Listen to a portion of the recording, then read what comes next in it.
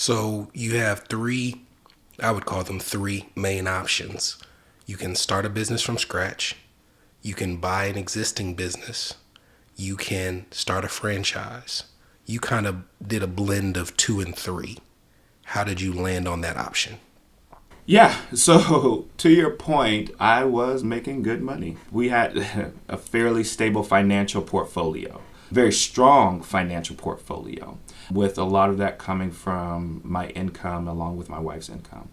And so, in the decision to walk away from that, we had to have a very clear plan on, well, what did that mean to the household situation, the financial stability, our balance sheet. It was really important for us to kind of maintain our balance sheet the best way possible. And I came from a background of corporate strategy, business strategy, and also M&A. And so I really just put on my hat for my corporate career and said, all right, let me apply this to my financial household. Is that if I want to grow my financial portfolio for my household, where do I go? How do I do it? And through that analysis, that's how I landed on, instead of starting new from scratch, buy existing. But to mitigate my risk with buying existing and not knowing kind of how the market may move, buy existing franchise.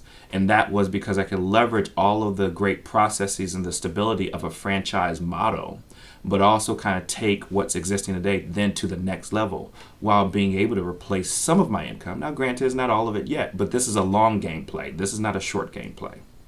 In talking to Leslie, she mentioned the buy-in requirements, the net worth requirements for a franchise. And you can share to the depth that makes you most comfortable. But how did you go about the process of coming up with those requirements?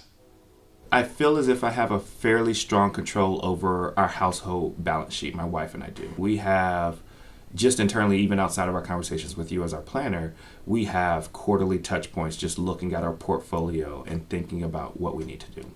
So I would say, frankly, from a financial health, my wife and I were very clear on that before we even endeavored in this.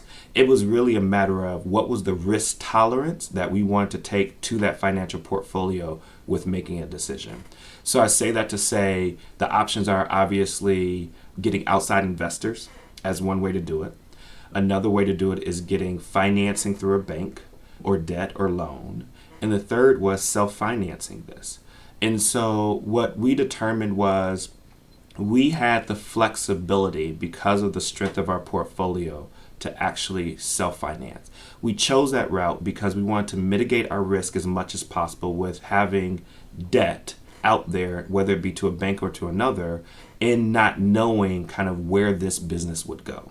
I'm not saying that we're always going to self-finance this, but we were fortunately in a position to where we could self-finance this in a way that allows us to get our feet wet, understand what this business is, and really hopefully create a leverage point to where, all right, if we want to go financing for the current business, we can do that, extract out our cash that we've self-invested, and then invest in the next thing.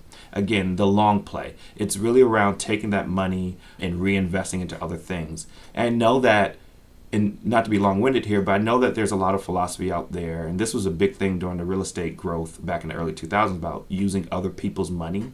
I believe in that, but also in my career, I've learned that you have to have a thoughtful approach to how you do that, because you can get caught up really quickly, especially when you're talking about hundreds of thousands of dollars for a small little family of four here in Atlanta, Georgia.